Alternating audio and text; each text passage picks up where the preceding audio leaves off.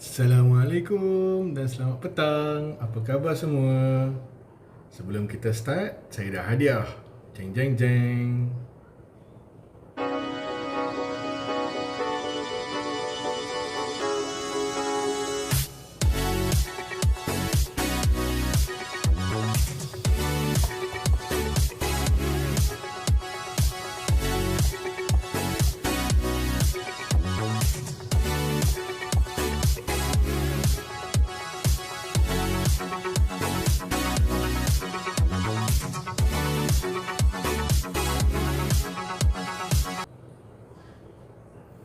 Assalamualaikum.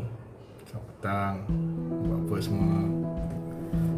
Okay, hari ni special sikit. Baru belajar pasal nak letak-letak montaj semua ni kan. Lama bercuti 2-3 hari. Minta maaf, saya keadaan kesihatan tak mengizinkan. Alhamdulillah, dah sihat seperti biasa. Dan saya berharap anda semua masih lagi kekal istiqomah, rasa ikhlas buat kerja anda lah. Okay. Dan saya faham sekarang ni musim PKP 2.0, ramai yang terkesan, terutamanya frontliners. Sudah ada banyak cerita-cerita yang dikatakan di dalam Facebook, di dalam social media tentang burnout, stres, negative emotion. So hari ni special nak cerita tentang apa ni emosi negatif dan emosi positif. Okay. Waalaikumsalam Kak Munira. So, apa tu emosi? Emosi ni adalah apa yang kita rasa, okay? Dan ada orang kajian, para ahli pengkaji, researcher, dia cakap emosi ni bila kita tak express keluar, bila kita simpan kat dalam, dia akan menyebabkan kita menjadi seorang yang toksik. Kita sangat pendendam, kita tak dapat nak maju ke hadapan. Okay? So jadinya kita, bila kita ada emosi, tak kira positif ataupun negatif, kita kena pandai luahkan. Okay? Alright. So apa benda positif, emosi negatif, negatif ni? Emosi positif, rasa happy, rasa bersyukur, rasa seronok, okay? Rasa bahagia, itu emosi yang positif lah. Emosi yang negatif ni contoh rasa marah, sedih, rasa helplessness ni macam rasa tak boleh buat apa-apa,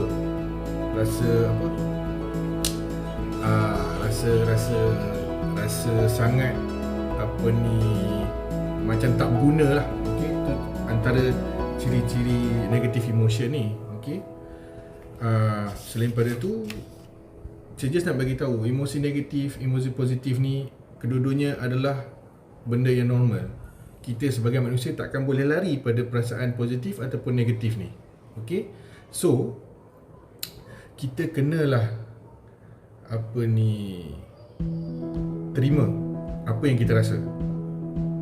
Okay? So, saya nak cerita sikit ciri-ciri ataupun simptom-simptom orang yang mengalami masalah emosi yang negatif ni. Okay?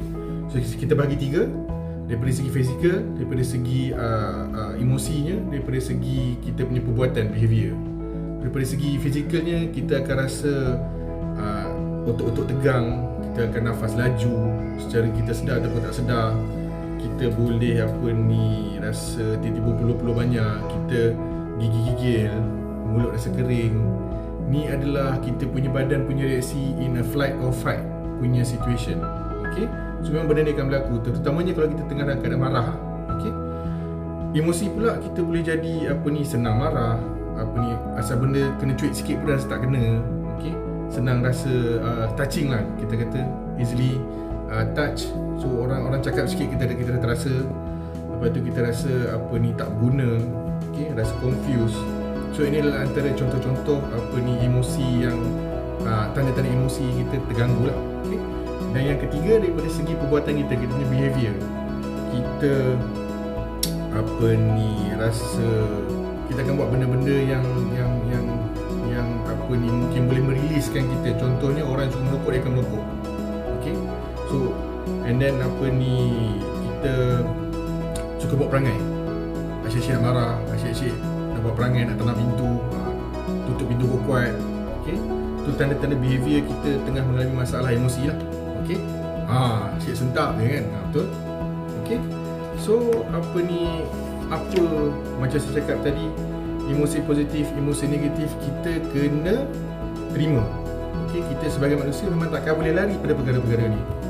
Jadi apa yang kita boleh buat? Ni cerita dia kat sini. Apa yang kita boleh buat? Pertama sekali, okay, dia punya tips, you kena sedar apa you punya emosi you masa tu. Emosi you happy ke, emosi you tengah down ke, tengah marah ke, tengah sedih ke. You firstly sebelum kita buat apa-apa, kita kena tahu dulu emosi kita macam mana, kan? Itu yang perkara pertama. Yang kedua, lepas you dah tahu, you kena acknowledge, you kena terima you punya perasaan tu. Okay? Sebab bila kita tak terima, bila kita tak acknowledge kita punya perasaan ni, itu yang dia akan jadi terpendam dalam badan kita. Kita akan jadi seorang yang suka komplain, seorang yang suka marah. Okey, so kita kena cuba luahkan. Macam mana cara nak luahkan? Ada 3 cara. Pertama, kita boleh buat self reflection. Okey, so kita berbicara dengan diri kita sendirilah. Dari segi kita buat self meditating. So kita just macam para ulama dulu dia suka bertafakur ataupun duduk dalam satu tempat yang terasing supaya dia boleh berfikir tentang diri dia sendiri, reflection. Okay, and then apa yang baru kita boleh buat sekarang ni, kita boleh buat teknik journaling. Kita tuliskan apa benda yang rasa terbuku dalam hati, apa rasa yang tak sedap, apa rasa yang gembira, semua kita tuliskan dalam buku. So bila kita tuliskan, kita luahkan benda tu. Maksudnya kita menerima perasaan kita tu dan kita luahkan. So bila benda ni kita luahkan, dia habis macam tu je lah. Okay, and selalu orang perempuan suka buat benda ni. Yang ketiga, bercakap dengan orang. Okay, tapi nak bercakap dengan orang, Waalaikumsalam Kak Sita, Alhamdulillah dah sihat lah. Okay, so yang ketiga, cara ketiga untuk kita acknowledge kita punya perasaan ni, kita punya emosi ni, kita bercakap dengan orang lah. Okay, cuma problem kadang-kadang bila kita bercakap dengan orang ni, kita bercakap dengan orang yang betul lah. Ada setengah orang tu dia suka dengar kita punya masalah. So supaya dia kata, oh orang ni banyak masalah, dia ni aku suka dengar. Lepas tu dia canang orang lain pula kan. Okay, so for my own personal punya cadangan, either you buat self reflection ataupun journaling. Journaling is very powerful. Okay, walaupun bunyi macam klise, tapi boleh cuba. Start ambil satu buku nota, ambil anak punya buku nota yang buku sekolah tu, you just buat journaling.